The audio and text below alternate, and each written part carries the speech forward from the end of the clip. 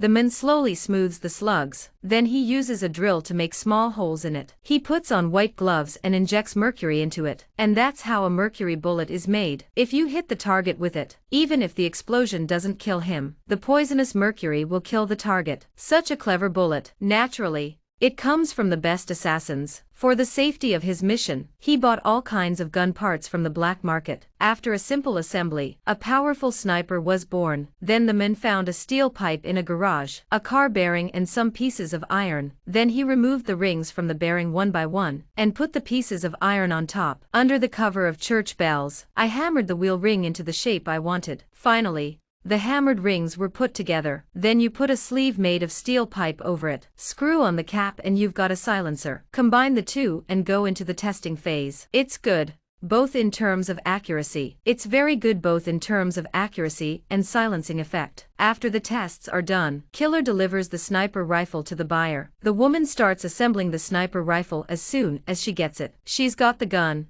and the woman starts assembling it right away. It's a very smooth operation. It's obvious he's a killer, too. The two of them go to a clearing to inspect the gun. The woman tests her aim first. It's not bad. Then she tested the sound dampening effect. The sound is so low that you can't hear your skin, although it is a test gun. But the man didn't dare to be distracted. Eyes on the female killer vigilantly. After all, in the world of killers, no one is worth trusting completely. I can see that the female assassin is satisfied with the goods. Then she showed her sweet and gentle side, lying on her side on the carpet. Her beautiful body was on display, and she looked at George with a shy, ambiguous gaze. He was particularly beautiful at that moment. If it wasn't for his profession, maybe that beauty shouldn't have been missed. The next day, the woman brought the gun to the assassination site. Soon he had a target in mind, and the person he wanted to kill was the maker of the sniper rifle. With an 8x scope in her sights, the woman pulled the trigger.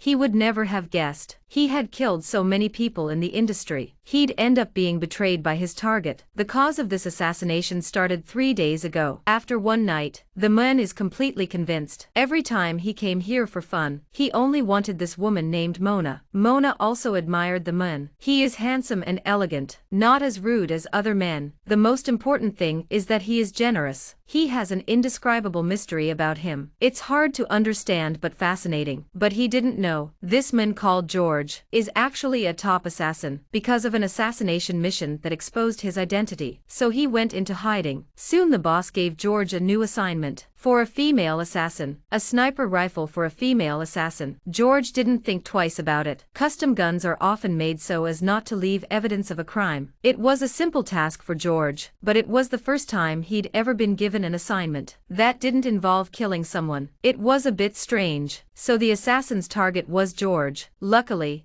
he had foreseen it. The sniper rifle was specially modified, so the assassin didn't succeed. Instead, she was killed by George. But George couldn't let his guard down. He immediately called his boss to ask how the killer found him. But the boss thought George had exposed himself. But how could that be? He hardly knew anyone in this town. He hardly knew anyone except Mona. Could it be him? It was with great trepidation that George and Mona on another date. After making out with her, George took advantage of Mona's bathroom break. He opened his red bag. Although George was prepared for it, he was still disappointed. He followed Mona over the next few days and found her secretly talking to a strange man. With a strange man, George basically verified his suspicion. He was ready to end it with Mona, so he lied about taking Mona on a picnic. He was going to kill her quietly in the mountains. The car was parked in the same place where George had tested his gun last time. It was quiet, cozy, sunny and fresh. There's no one to bother you. Perfect for a picnic or a date. It's also perfect for killing people and burying them. In this murderous and gentle place, Mona is not a little defensive. She didn't have a single worry. Her clothes just disappeared. After skinny dipping, the woman looks at the man with deep affection. The man pulls out his gun, but the moment he pulls the trigger, George was still struggling. He fell in love with a woman for the first time, but Mona reached for the red bag. To the little red bag with the pistol, George held his breath. And then, Mona just took a sunscreen out of the bag. George was dumbfounded by the sight. It took a long time for him to recover from his nervousness. The two of them talked to each other and realized. It turns out that because the town has a lost girl was killed, For Mona's safety, a friend gave her a gun for protection. He was talking to that strange man. It was just for work, although George suspected Mona. But Mona wasn't angry with him. There's a big rally tomorrow. He wanted George to come, but George wasn't sure, because he didn't really have a tomorrow. Even if tomorrow's delivery goes through, he couldn't stay in Custer. After Mona's heart, after experiencing Mona's true feelings, that night,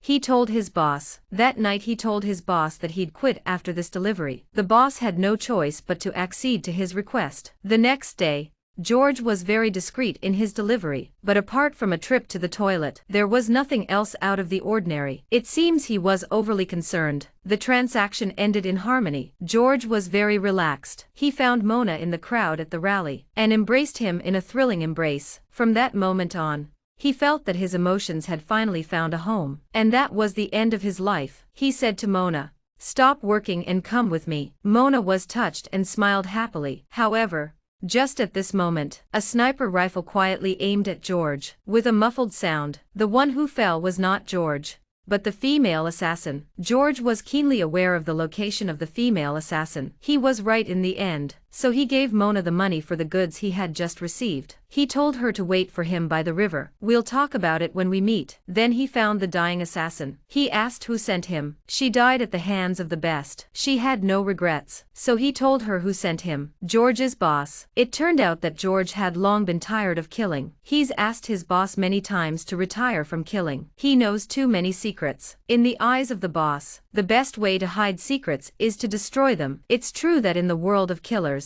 you can't rely on anyone, but George is the best killer in the business. From the moment he received this assignment, the